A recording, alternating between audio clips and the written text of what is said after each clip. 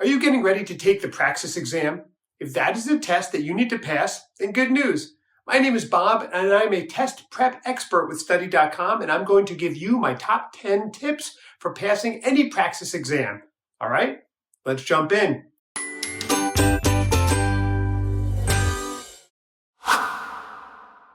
Most Praxis exams only give you 1 to 2 minutes per question. That's pretty tight. Before you start preparing, calculate how much time you have per question.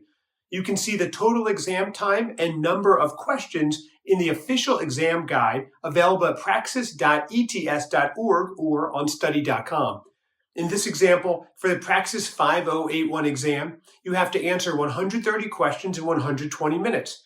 Calculate the time per question by dividing 120 minutes by 130 questions, or 120 divided by 130. For this exam, you only have 55 seconds per question. Aim to spend a little less time so you have cushion for those harder, more time-consuming questions. Number 2, practice with a stopwatch. You can't bring your watch into the exam with you, so how can you make sure you stay on track? Consider practicing with a stopwatch so you know how long you are spending per question, and so you can get used to what the time per question feels like. Do enough practice that you know what the right pace feels like. If you're consistently working through questions too slowly, don't worry. Some of the other tips in this video will help you get through the test in time. Number 3, skip and come back. If a question is stumping you, don't waste time staring at it. Skip it and come back at the end. You want to make sure you have enough time to answer all of the questions that you do know how to do. Who knows? The easiest question of the day may be the last one on the exam. Of course, don't forget to come back to the questions you skipped.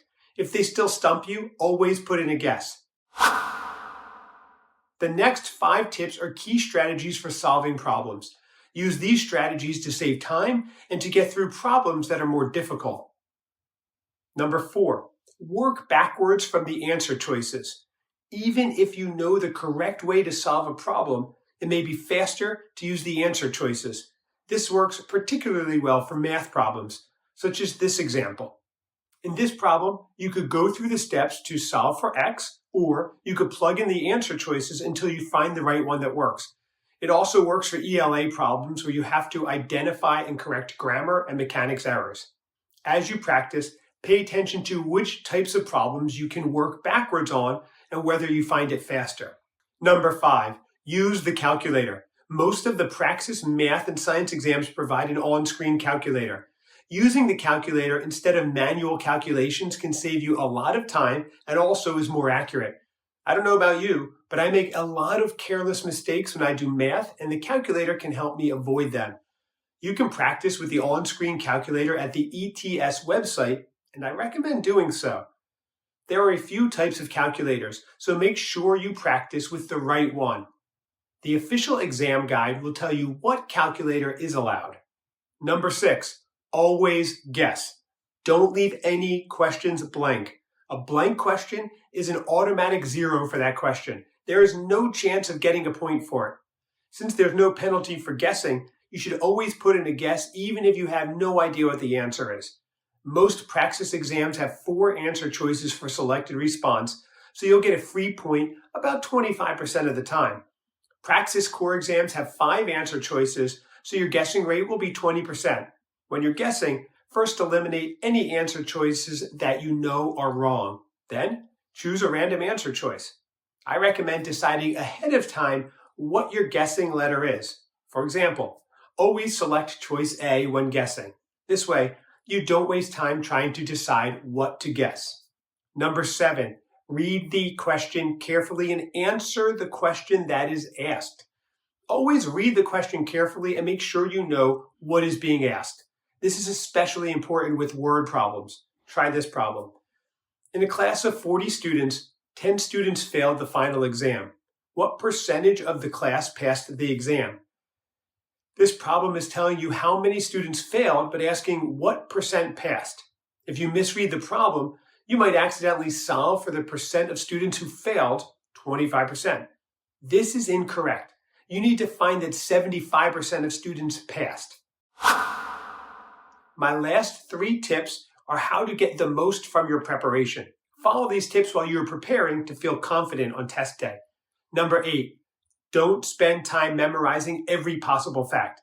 Praxis exams cover a lot of material, but in most cases you don't need to know nitpicky details.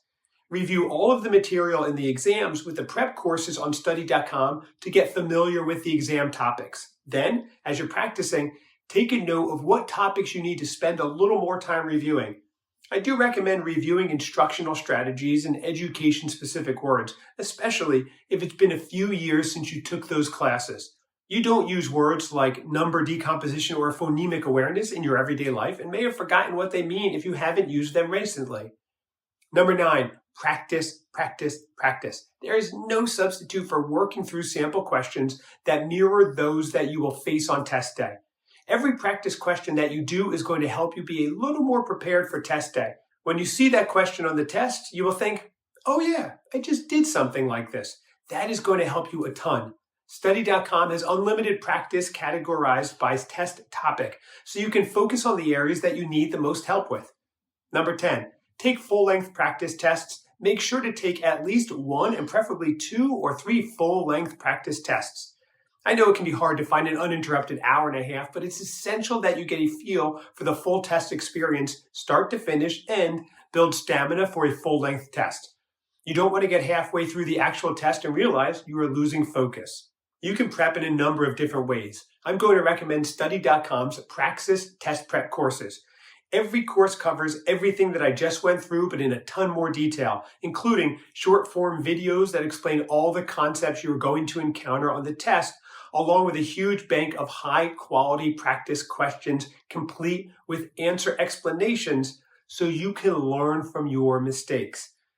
All the content has been written and vetted by former teachers and users who complete the course have a 92% pass rate on the tests. So yeah, a great resource for you. Also, please check out more videos in these series. We have Praxis question walkthroughs here shortly so that we can tackle some specific questions together, as well as information for a bunch more Praxis tests. So if you found this video helpful, please like and don't forget to subscribe and hit that notification bell to get alerted when new teacher test prep content drops. And also, I want to hear from you.